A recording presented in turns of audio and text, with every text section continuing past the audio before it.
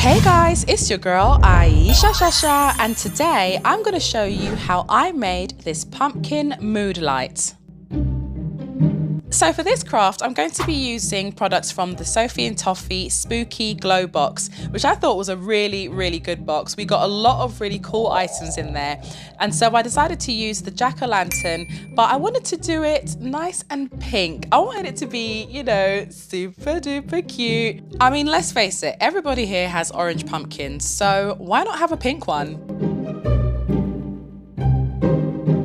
So as well as using the glow-in-the-dark pigments that came in the box, I'm also using my Larissi glitter because you guys already know I am a Larissi girl, okay? Make sure that you do check out my discount code below if you want to get your bling on.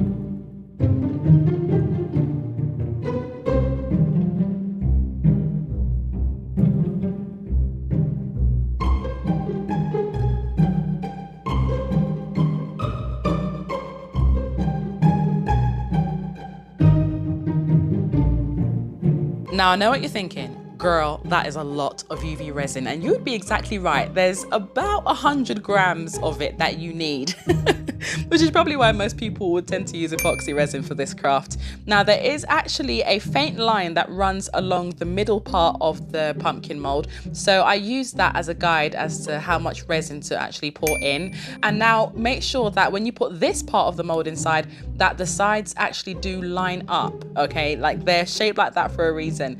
Now you want to pinch and squeeze gently and then place it inside. Take your time with it. Don't go shoving it in there.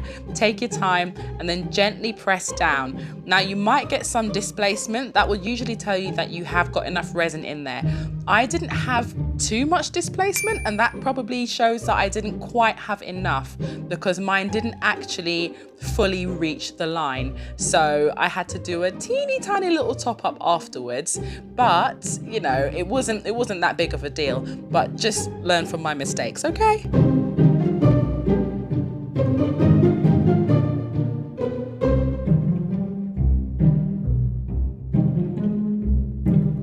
After those teeny tiny little adjustments, I was so happy with how this turned out. This pumpkin is absolutely adorable. Who says that pumpkins have to be orange? No, go all out, do something different. Now, this lid, okay.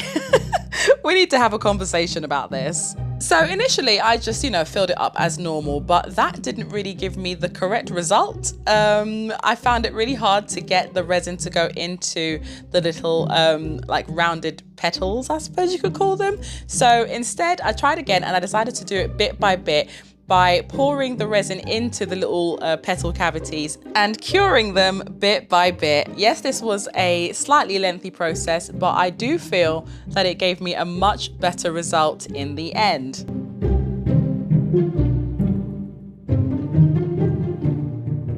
See, look at that. Beautiful, pretty little petals.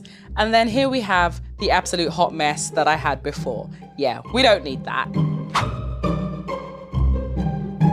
Now, it's completely up to you if you want to use black paint for this or if you want to go ahead and use some black resin. And I reckon that in hindsight, I probably should have used black resin because it would have been easier to deal with, I think, because boy, using a dotting tool or using a brush to try and get into those little nooks and crannies, it was hard. I had to wipe away a lot of stray paint, but that being said, I was so happy once it was done. Look at the pumpkin, all pretty and pink with all the little flowers. It's adorable.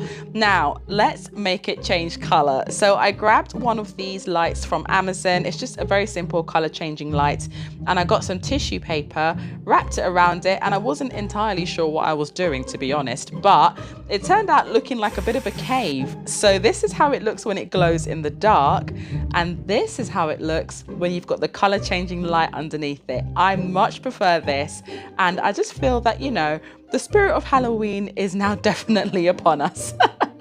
Let me know what you think in the comment section down below. Take care, my darlings, and I'll see you all soon. Bye.